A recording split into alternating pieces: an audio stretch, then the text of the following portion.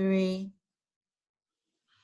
Okay, well, hello everybody. It's Karen Valido. I'm here in my closed up salon. I hope that everybody's doing okay in this crazy, unprecedented time.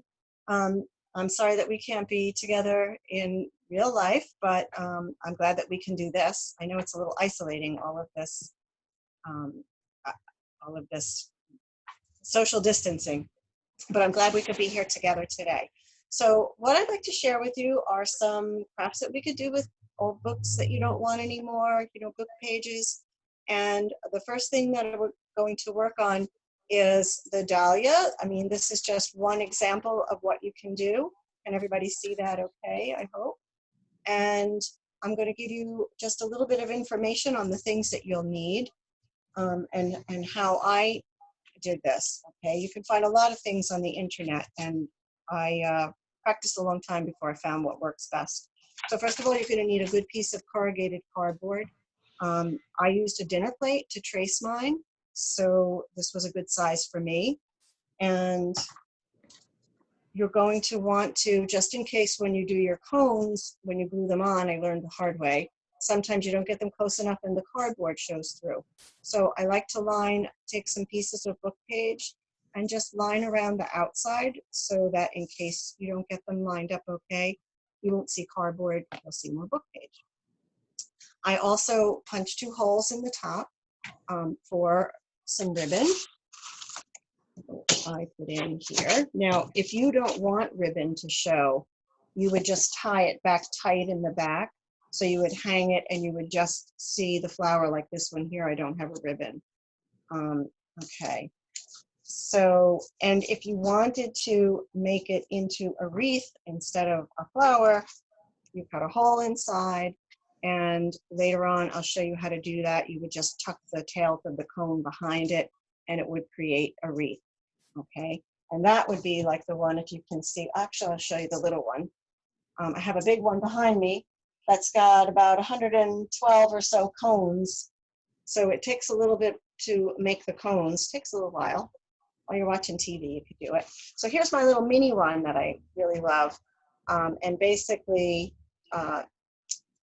this is how you would push in all of your cones in the back. All right, so, and I just took another little piece of cardboard and glue it over. So in case, you're giving it as a gift or something, they wouldn't see all that in the back. I hope that everybody can see okay. So the next thing that you're going to need, of course, is an old book. And I'm going to recommend, if you have a hardcover book like this, there are crafts that you can do. There's actually a little purse that you could make from the cover of the book.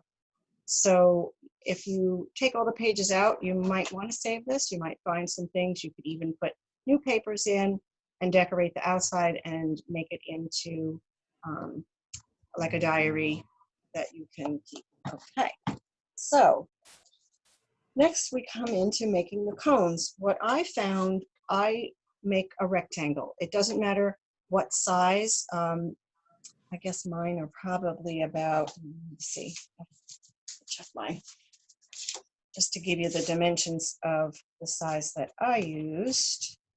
Lost my papers, wait 1 second. Oh, here they are. Okay. Mine are, I think they're about 4, oh no, they're even bigger, 5. They're a little over 4 inches by 5¼ inches, but just to give you an idea of the size of these. So I cut a lot of these. The best thing to use if you have a paper cutter, much easier to do, but I will tell you, depending on the paper, sometimes it snags a little bit, these little razors, and you might go through a lot of replacement blades if you're cutting a lot of pages. But that's the best thing to do so you get them all even. Mine, I basically cut the page in half and just trimmed off the rough edge from where I tore it out. So you're going to need a lot of pages. And you can, if you get a better shaped cone, to be honest, if you do it with a square. But the problem with a square is there's not enough left over. I should probably do a square to show you. There's not enough left over to tape the ends in the back so you don't see them on the cone. So here's a little bit more of a square. And if you were to roll this into a cone, you'd get a more perfect shaped cone. Hope everybody can see that. But then you have this little edge sticking out. If you want to glue these, I found that taping them was the best way, because if you glue it, you have to wait till every one of them dries. And because of my technical difficulties today, I'm not even going to be able to use my glue gun. So, you know, basically, if you want a more perfect one, you could do a square piece of paper, but then you're going to have to deal with this edge and how you glue it. So I use a rectangle. And the way I do it is I take it from the center of the long edge of the rectangle. If it helps you to keep it centered, you can put a tiny little crease in the bottom, okay? And then you're gonna, it's kind of a wrist motion. You're going to almost fold this into the middle, everybody can see. And then you're gonna continue to wrap with your wrist. Now, it looks a little funky, but you can always pull it until you get it into a better shape. And this is where I was saying, I can now tape this little piece more towards the back and the bottom, so it won't be so visible. You know, you won't have the folds showing in the front of the cone. All right, and I'm going to just take a little piece of tape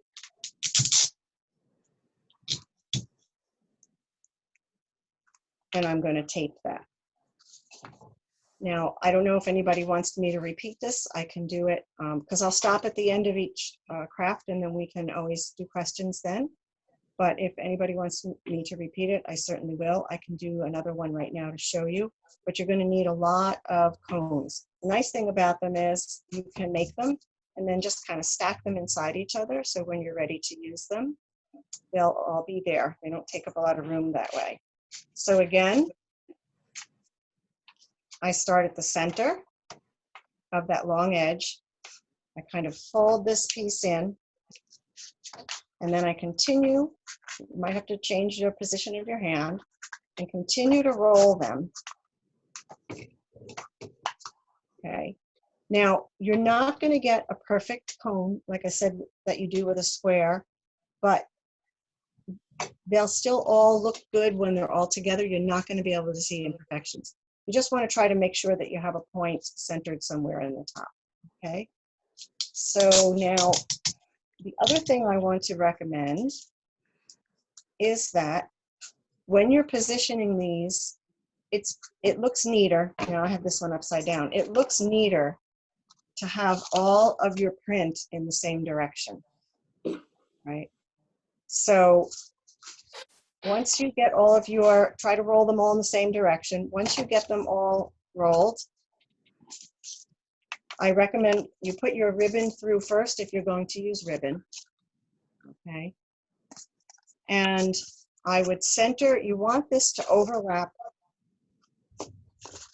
the cardboard a little bit, if everybody can see, all right? And I would center the first one in between those two holes, and I would go from there. We would lay them all out just to make sure you have enough. I'm hoping everybody can see this.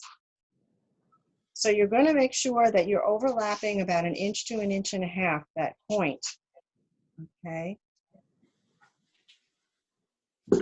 And place them all around. Now the thing that's most important to make sure that they're even and your shape isn't getting wonky is after you place them all, I'm just going to do it quickly. You can't go by the points in the middle because some cones might come a little bit longer than others, shorter than others. So you're going to look at the outside, the overall shape. So once I have these all laid out,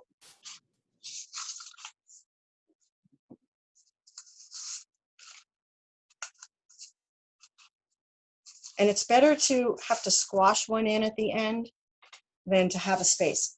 So I'm going to stand up and I'm going to look at it overall. And I'm going to see that my circle, the outside, it looks like a nice circle. All right, and then I'm going to begin to glue. And I would start at that top one that you centered. And you can run a bead of glue. I would then use my glue gun and go around, and probably not, the glue gun dries out pretty quickly, so you don't want to do the whole thing. You'll do a small section at a time.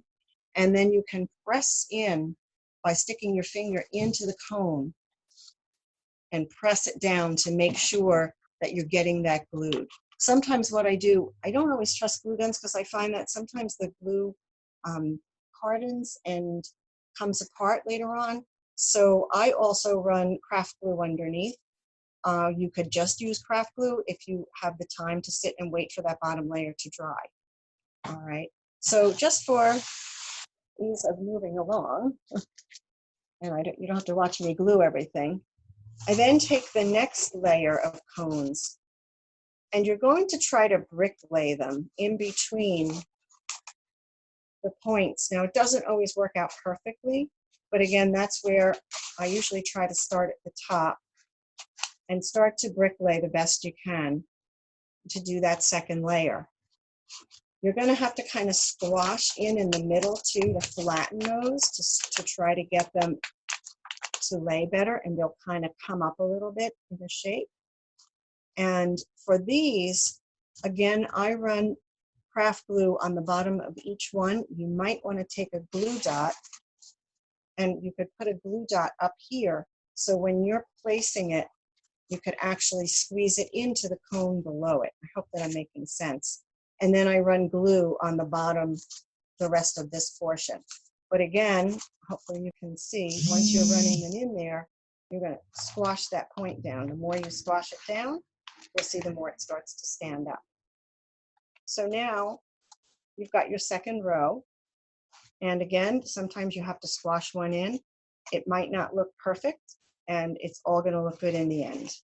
All right. So now when I'm getting more towards the middle, where I want this to stand up a little bit more for the chrysanthemum, for the dahlia, I'm sorry, I said chrysanthemum. You might want to cut a little piece of these corners off, just so that they fit in a little easier. And I'm going to take, I brought glue dots, being that I had an issue with my technology here. So just to be quick, I'm going to stick my little glue dot about 1.5 inches down on the back. And this way, I can stick it in here and adhere it to one of the other cones. We're going to go around with those.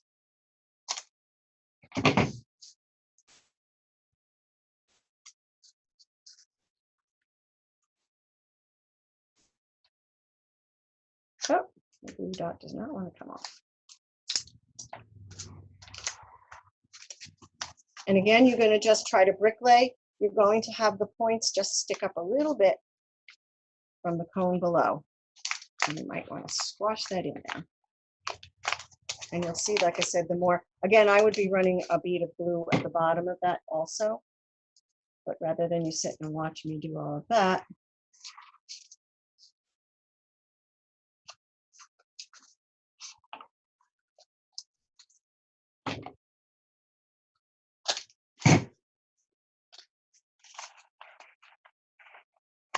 again, you can put your finger right inside that cone to get it more secure. And don't be afraid to squash it. I've actually given classes where we've taken a glass when we've done that last row and pushed it in and rubbed it in to get it really flat and leave it in there to dry.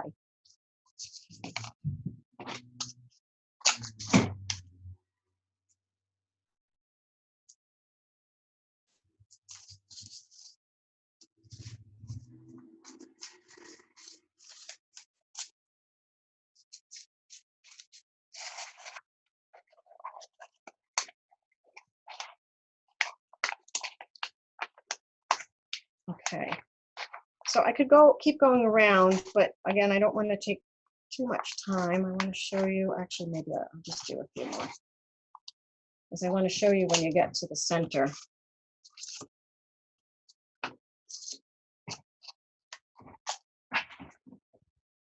So I almost find it a little therapeutic sometimes when you're just sitting and rolling these. But when I made my big one in the back, I have to say it started to get to me after making over 100 of them. So sometimes you have to take a break.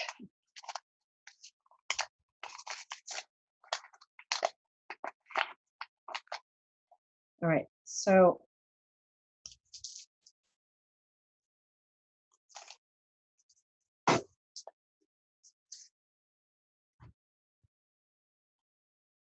alrighty. I'm going to pretend I went all around. Like I said, the more you push these in, the more they tend to pop up. You'll see them start to pop. You see, I don't have a very neat job here right now, but so I wanted to get to the middle. When you get to the middle ones, those you might want to cut even a little bit shorter.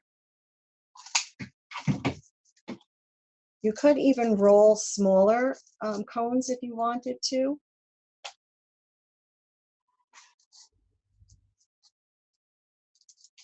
And those you're going to really just stand right up.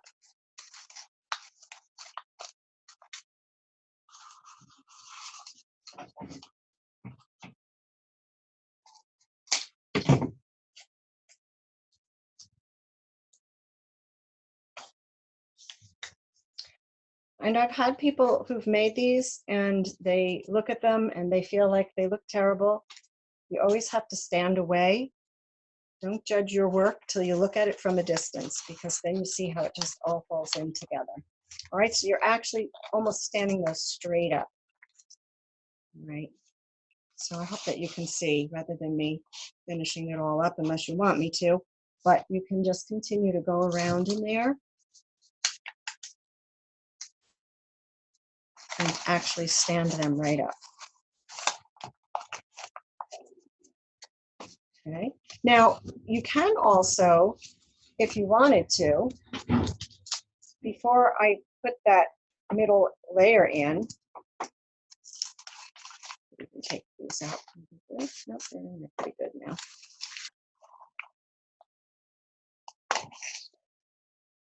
At this point, when you have your 2 layers down, you could do several different things, but one of them is, which is kind of pretty, is you can buy these little mirrors. Joanne sells them. They're very inexpensive. They have a sticky back, but I found that I had to use glue or the glue gun. And you could put that in the middle just as a little more of a decorative piece. You can also, I've taken buttons and a lot of, the fake pearls and glued them around, and that looks really pretty. You can crumple paper and make it look like it's a stamen, the center of a flower. So there's a lot of different things you could do if you just want to go with 2 layers. They still look beautiful. And as I said, you can even, with all the little different sizes, this one became almost one of my favorites, this little guy. So are there any questions on the wreath? Does anybody have anything they wanted to ask or share? I don't know. I don't hear anybody. Everybody's unmuted. If you want to say anything, you can. Any questions? Give it a minute. Okay. All right, let me move this out of the way.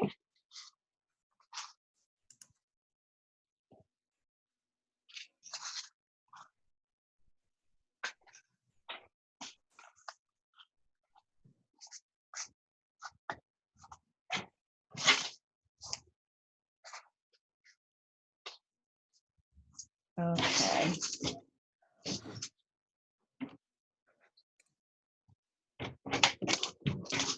So next,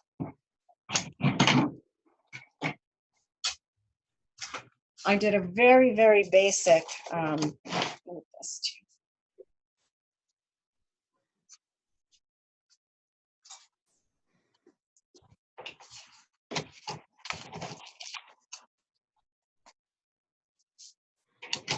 I did a very basic silhouette just to give you an idea. So, can everybody see that? Can you see that? So cute. Do you like that?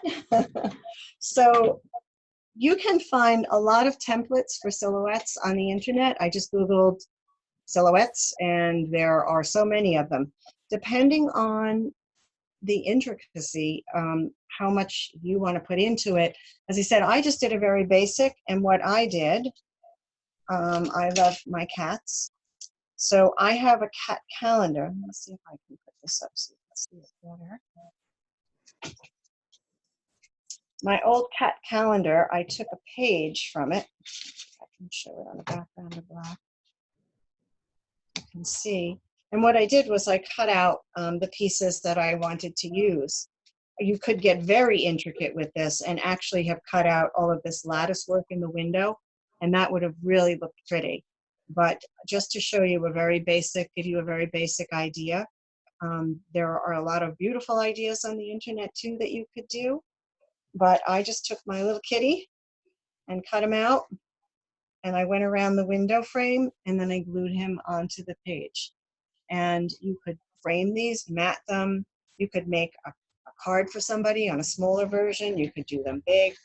But you know, there are lots of things. You could take greeting card pictures.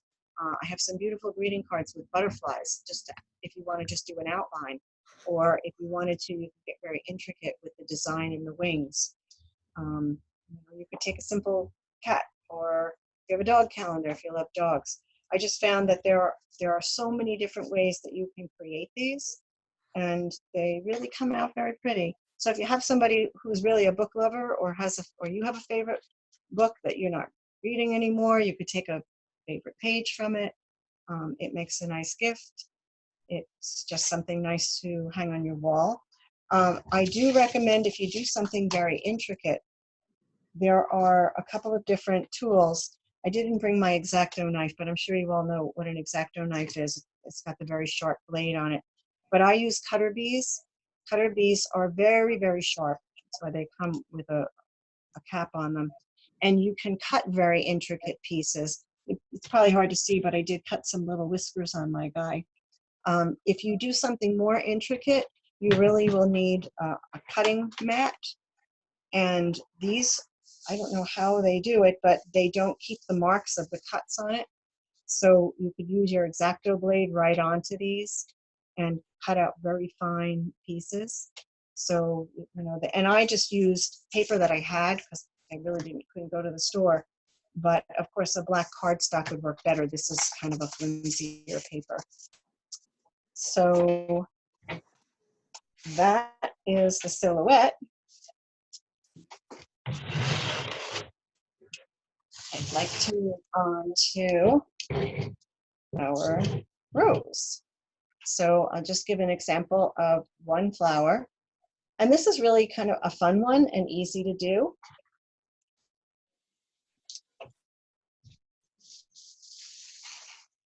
Hopefully.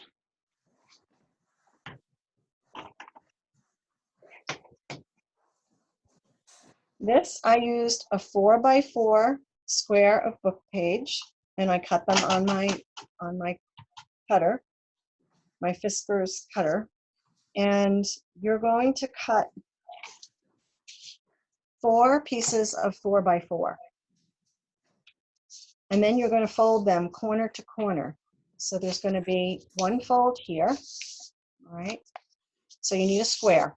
These are 4x4. You could do bigger, smaller. All right. So corner to corner, and then you're going to fold it again.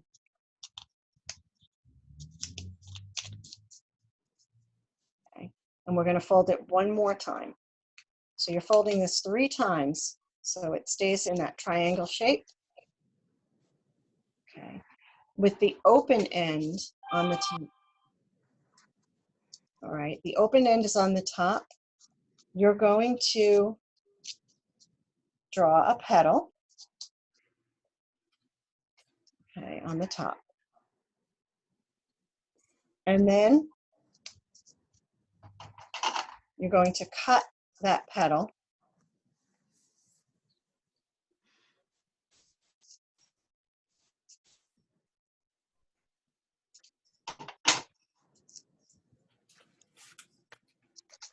So now when you open this up,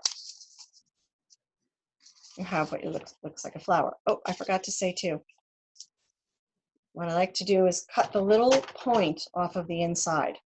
Just a tiny bit. You don't want, because it's going to create a hole, you'll see. So the tiniest bit. All right, you're going to have, because look at how big the hole looks once you get done. All right, and it's going to look like this. From here, we're going to cut all 4 pieces. I hope that you can see this okay. You're going to cut 1 petal out of the first one. You're going to cut 2 petals out of the second one, 3 petals out of the third one, and the fourth one is going to be cut in half, which leaves 4 petals on each side. 1/2 of this we're not going to use. You could save that for another flower, or you could form it around if you wanted to on this one, but it's not necessary. Okay, so we have, out of these 4, we're cutting 1 petal, 2 petals, 3 petals, and then in half 4 petals. From there, and again, I'm going to use my glue dots for this right now. So we're going to take the largest one, which just had the 1 petal cut out. Oh, I lost my glue dots. Okay. Again, you could use a glue gun, a regular craft glue. Craft glue, of course, you'll have to wait till it dries. And you're going to overlap the 2 end petals, okay, and match them up. So they're going to look like this. And I like to do this step as I go rather than wait till the end.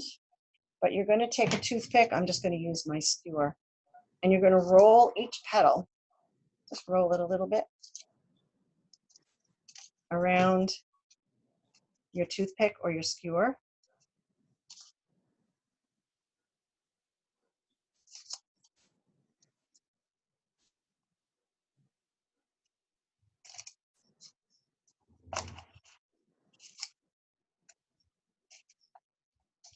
Okay, so you have 1, and you can see how that makes the flower look prettier when you do that little roll.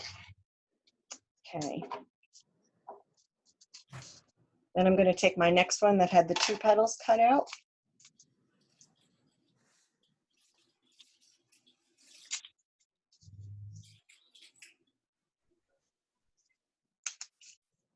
I'm going to overlap those last 2 petals.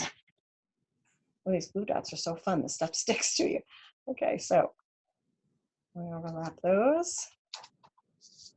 And again, I'm going to roll as I go.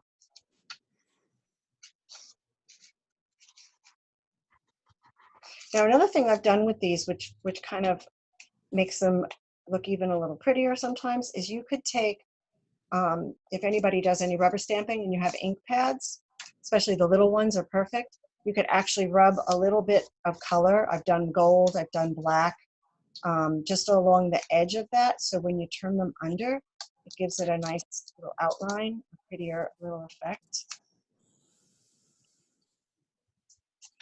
If you really wanted to take some time, you could actually put a little glue and that really fine, I want to say sprinkles, glitter. Okay.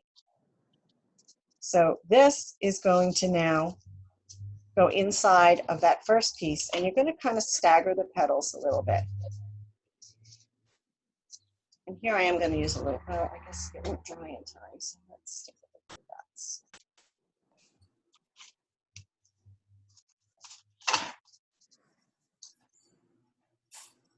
I'll just do one and hope that it stays together for us.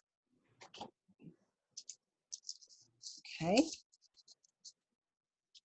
And you're going to continue. Next, I'm going to take the one that has the 3 petals out.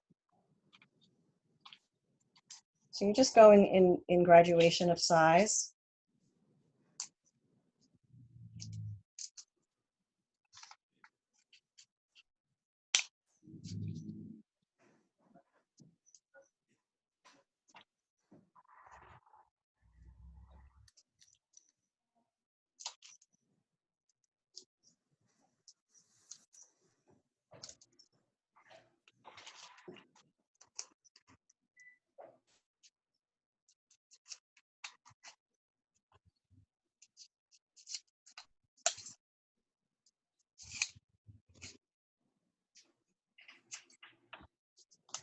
we're going to put that one inside and stagger those petals a little.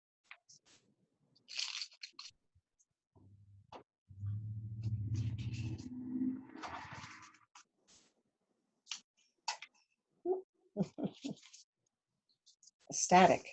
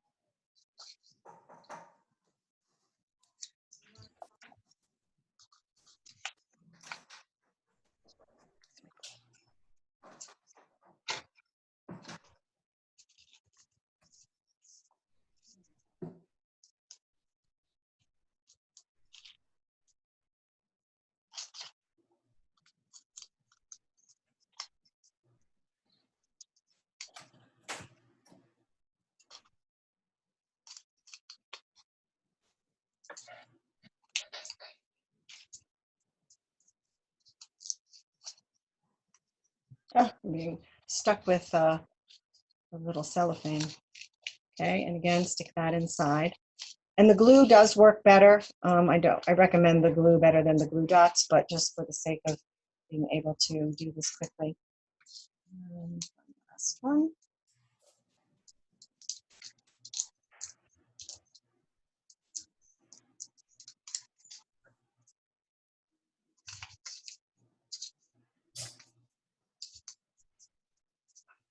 Okay.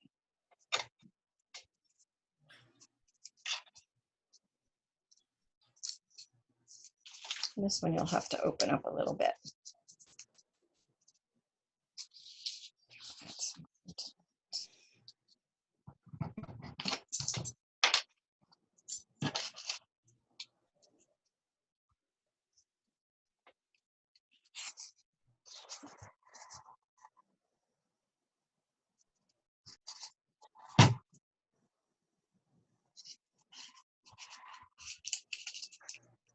And again, you can stick your finger in there to make that a little more open.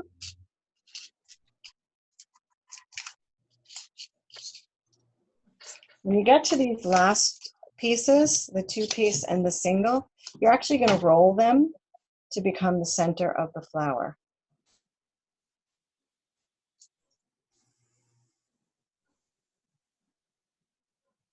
And sometimes I find that you really need to cut this little tip off because it's almost too long.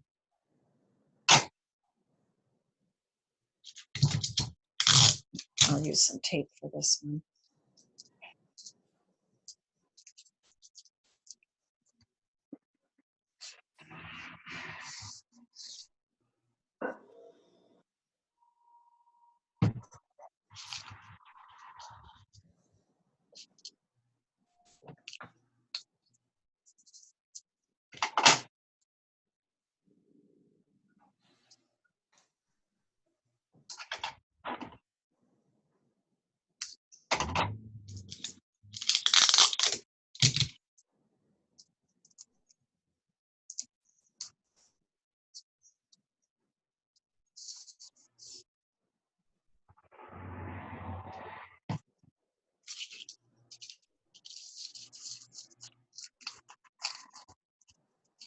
Now you can go back in if you want to and curl these a little more if you're not satisfied.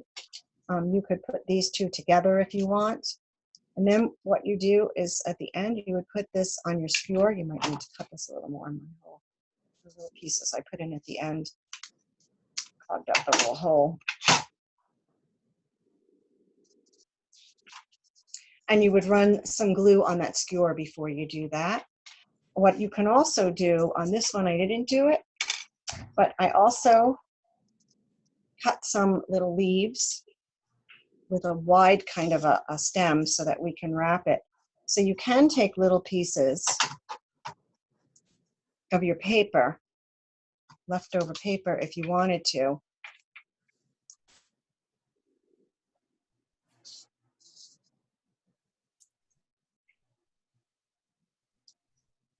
And you know, there is a trick. I thought that I brought it with me. When I run glue, there's two things I like to share. First of all, if you eat cereal, those cellophane bags inside, they're the best for using as a mat because the glue doesn't stick when you glue things, and you can just throw them away afterwards. You don't get your table messed up or your work surface messed up. But I also use old credit cards. Maybe I do have it in my pocket. I do. The best thing to spread glue and get it even and thin so you don't get all those ripples is to spread it with a credit card. You get a really nice, even, thin amount of glue. And then you could take this and start to wrap your skewer. Just polishes it off a little nicer. And if I want to add a leaf. I want to add a leaf.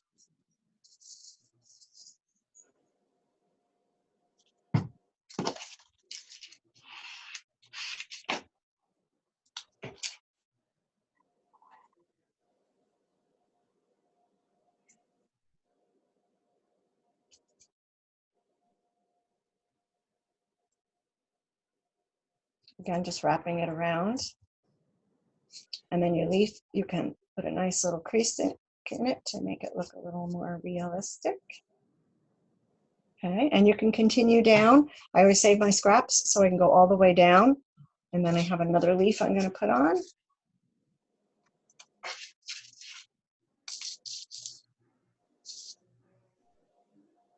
And this looks really pretty if you make a bouquet of them. You could do different sizes.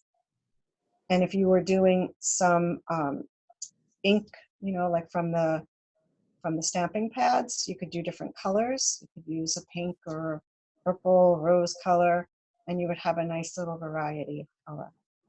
Oops.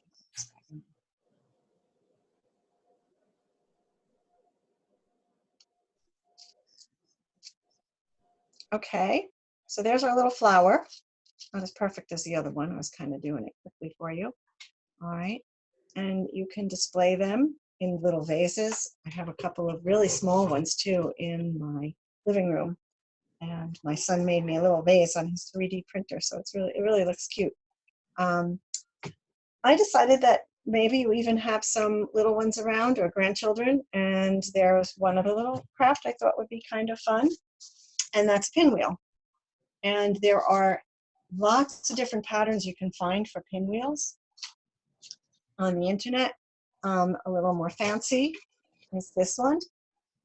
And what I found when you make the fancier ones, I just used a cardboard covered with book page, and I put a little piece of wire through the middle. I punched a hole through the middle and a bead, and then I put a bead at the back.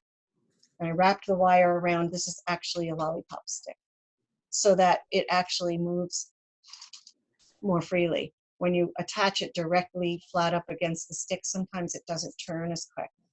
But just for today, just to show for a little fun, we're going to do this one. I made this one out of, that's the other thing I wanted to say. I also have made wreaths, I've given them as gifts for people who love music. So you can use old music books too, and the thrift stores are great for that. You know, I picked them up for, I don't know, 50 cents or $1. So if you have a music lover, don't forget you can use music pages. So this is a simple one for if you have kids at home or grandkids at home, that I did this with when my son was in school when he was little. And what we did was take a push pin and push it right into the eraser of a pencil.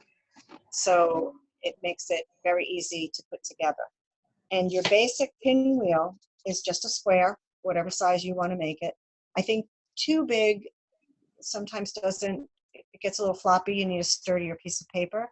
I've used book pages. I've also used old wall covering, the sample books. They make a little sturdier pinwheel, but you would just take a square of paper and then take your ruler, which I lost, and you're going to mark from corner to corner and just make a mark, but not all the way through. You want to leave the center intact. All right, and then you're going to do the other side. So basically, it's just those 4 cuts. Again, not all the way to the middle. Oh, and I think I forgot to bring an extra push pin, so I'm going to have to take that one apart just to show you.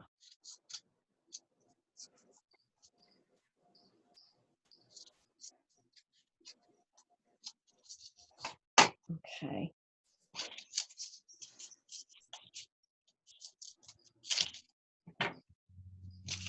And then all you're doing is taking one corner and flapping it over, overlapping it a little bit in the middle. Take the next corner and do the same. And then the next one, overlap that. And you'll see if you mess up, it won't look right. So you know you did that wrong. Okay. Okay.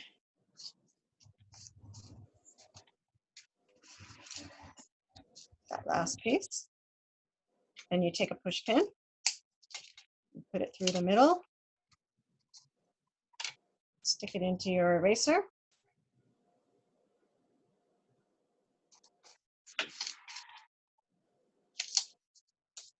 And there you go. I'm going to loosen that up a little bit. Oh, not turning as well. I have to loosen it a little bit. But just another idea. I did have one last thing if we have a few minutes. And this would require probably sturdier paper than I used. My book page was a little rougher. You'll notice when you feel books, certain pages have a little more sheen to them, a little more sturdiness. Some of them are almost, I don't know, I want to say more absorbent. So what I did was I cut a book page. This is about an 1.5 inches wide, and I taped two of these pieces together to make it long, and then accordion fold all the way down.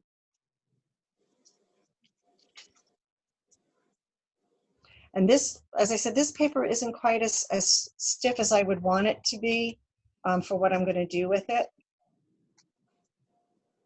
But once you have it all folded down, you'll have to do this in little sections. Cut a little rounded edge on one side, and that creates petals. And what we're going to do from there is we're going to tape the two ends together, or glue them, actually, should be glued.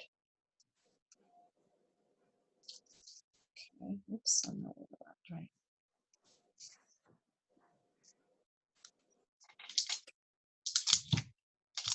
The tape is going to get in the way of this, but just so that you can see. I don't have time for it to dry.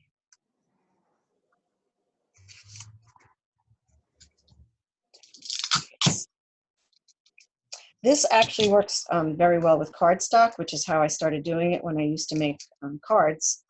And I just thought, oh, it's kind of fun with a book page too. So what you do with this is when you got it all folded and taped together, I brought a card just to show you, but you would take it and kind of have to flip it. I don't know if I'm going to be able to show this without losing it. It creates a little flower that you would then glue down. I would run glue all around underneath the shape, the circle, and wait and glue it down.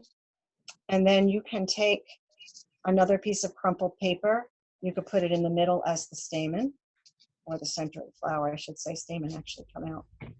All right. I don't know if you can get an idea, but that would create a great little card. So if you needed a little card or a little decoration for a package, you can use it instead of a bow. But just another little something that I thought you might enjoy playing with your book pages. All right, and it looks really pretty if you put a black band, behind it. Like if you cut a black band across here, of paper and then layer this on top. Would be really nice. See if I can find a piece. So at this point, does anybody have any questions or need me to show anything else? Oh, there it is. There it is. Karen, I'm going to stop the recording so we can just chat now. Is that okay? Sure, sure.